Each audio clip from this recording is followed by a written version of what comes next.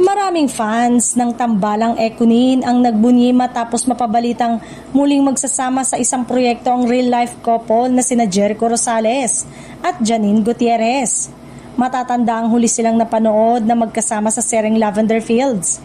Kaya naman agad na umingay ang balita ng kanilang reunion. Napansin kasi ng ilang netizen na spotted sina Jericho at Janine sa isang taping ng bagong TV series sa Iloilo City kamakailan.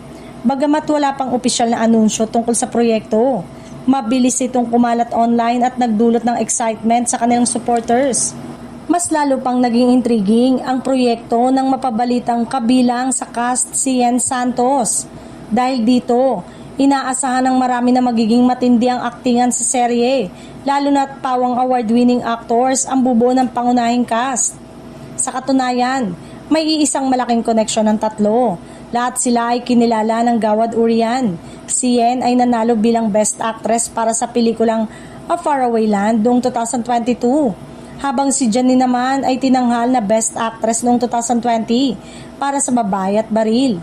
Samantala si Jericho ay nag-uwi ng Best Actor Award noong 2013 para sa pelikulang Alagwa.